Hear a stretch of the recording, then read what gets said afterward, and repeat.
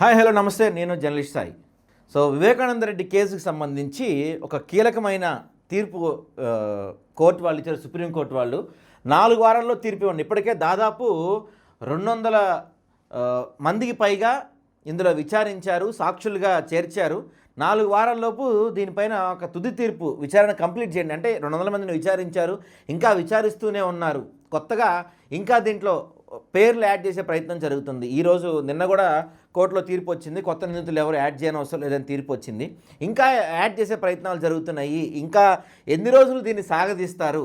ఒక 4 వారాల్లోపు దీనికి ఒక ఎండ్ కార్డ్ వేసేయండి, తుది తీర్పు ఇచ్చేయండి అని చెప్పి కోర్టు చాలా స్పష్టమైన తీర్పు ఇచ్చింది. ఈ తీర్పుతో ఒక్కసారిగా టీడీపీలో అలజడి రేగిందనే చెప్పొచ్చు. ఎందుకంటే దీన్ని ప్రొలాంగ్ చేస్తూ దాదాపుగా సుదీర్ఘకాలంగా విచారణ జరుగుతూ ఉంది. అనేక మంది సాక్షుల్ని విచారించారు, అనేక ఛార్జ్షీట్లు వేశారు. ఇంకెంతకాలం ఈ కేసు కొనసాగుతుందని కోర్టు కొంత సీరియస్ అంటే తెలుస్తుంది.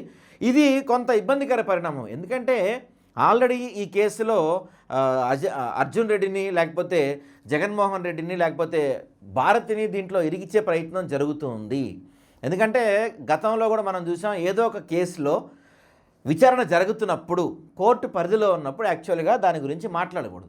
కానీ కోర్టు పరిధిలో ఉన్నప్పుడు కూడా జస్ట్ ఆరోపణలు వస్తే, ఉదాహరణకి గతంలో జగన్ అవినీతి ఆరోపణలు, 1,00,000 కోట్ల కుంభకోణాలు ఇట్లాంటివన్నీ వచ్చినాయి. ఆరోపణలు వచ్చిన వాటిపైనే ఈ ఎల్లో మీడియాలో పుంకానుగా వాటి గురించి పెద్ద పెద్ద చరిత్రలు రాశారు, పెద్ద పెద్ద హిస్టరీలు చేశారు, ఏకంగా జనాల్ని మొత్తం నమ్మించే ప్రయత్నం చేశారు. ఈ కేసులో కూడా జరిగిన వెంటనే పూర్తి స్థాయిలో దీన్ని ప్రజలు నమ్మేలాగా, జగన్ ఏదో దోషిలాగా నమ్మించే ప్రయత్నం భారీ స్థాయిలో చేసింది ఎల్లో మీడియా. కానీ అది వర్కౌట్ అవ్వాలనుకున్నది వేరే విషయం. ఇప్పుడు కూడా ఏదో విధంగా ఈ కేసులో అట్లీస్ట్ ఒక్కసారన్నా జగన్మోహన్ రెడ్డిని కానీ భారతమ్మను కానీ ఈ కేసులో విచారణకి పిలిచేలాగా అనేక రకాల ప్రయత్నాలు చేశారు. నిన్న కూడా సునీత పిటిషన్ వేశారు.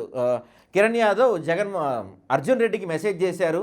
ఆ మెసేజ్ అర్ధరాత్రి 1:42 చేశారు. అంటే ఆ టైంలో అక్కడ ఇంకా ఏపీలో అది తెలిసిన జనాల మొత్తానికి తెలియకముందే ఈయనకి ఎలా తెలిసింది, కాబట్టి దీంట్లో కుట్ర ఉందని చెప్పి కేసు వేశారు. కేసు కొట్టేసింది. ఎందుకంటే యూటీసీ అంటే టైం ప్రకారం ఇండియన్ టైంకి 5:30 గంటలు యాడ్ చేసుకోవాలి. ఉదయం 7:12 ఆ మెసేజ్ వెళ్ళినట్టు. అది సాధారణం. ఎందుకంటే తెల్లవారుజామున 5 గంటల నుంచే ప్రపంచం మొత్తానికి తెలిసిపోయింది కాబట్టి 7 గంటలకు ఆయన మెసేజ్ చేయడంలో తప్పేం లేదు.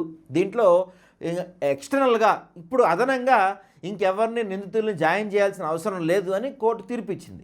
ఆ తీర్పు తర్వాత ఈ తీర్పు మరింత బ్రేకింగ్గా చెప్పుకోవచ్చు. చంపేట్లాంటిది ఈ తీర్పు అనమాట. 3వ అదనపు ఛార్జ్షీట్ దాఖలు చేసినట్లు కోర్టుకు తెలిపారు సిబిఐ. కేసు విషయాల ఆధారాలపై ట్రయల్ కోర్టును ఆశ్రయించవచ్చిన ధర్మాసనం. ట్రయల్ కోర్టులో సెక్షన్ 207 కింద దాఖలైన అన్ని పిటిషన్లపై విచారణ ముగించాలని ఆదేశం. 4 వారాల్లో విచారణ ముగించి తీర్పు వెలువరించాలని సుప్రీంకోర్టు ఆదేశించింది. అంటే ఇంకెంతమందిని విచారిస్తారు, ఇంకెన్ని రోజులు దీన్ని సాగదీస్తారు? ఇప్పటివరకు జరిగిన విచారణ చాలు. అంటే ఎంతవరకు విచారణ అయిపోయిందో దాన్ని అప్డేట్ ఇవ్వండి. ఇంకా దీంట్లో కొత్తగా నిందితులను ఎవరిని యాడ్ చేయని అవసరం లేదు. ఇప్పటివరకు మీరు ఏం విచారణ చేశారు ఏంటి, మొత్తం దాని ప్రకారం 4 వారాల్లో తుది తీర్పు ఇవ్వమని చెప్పి కోర్టు చాలా క్లియర్ గైడ్లైన్స్ ఇచ్చింది. చూడాలి మరి, ఎందుకంటే దీన్ని ఇంకొంచెం ప్రొలాంగ్ చేసి కొంతకాలం లాగితే దీంట్లో ఆరోపణలు చేయొచ్చు. జగన్మోహన్ రెడ్డి పైన కావచ్చు, వైఎస్ఆర్సీపీ పైన కావచ్చు, రకరకాల ఆరోపణలు చేయొచ్చు. వాళ్ళనే దోషులుగా కూడా ఫ్రేమ్ చేయొచ్చు అని ఒక ఆశ పెట్టుకుంది ఒక పార్టీ. ఇప్పుడు ఇదంతా జరిగే పరిస్థితి కనబడుతుంది. 4 వారాల్లో తీర్పు ఇవ్వమని చెప్తున్నారు కాబట్టి ఖచ్చితంగా ఇది ఆ పార్టీకి ఇబ్బందికరంగా ఉండొచ్చు అంటే ఎటువంటి డౌట్ లేదు.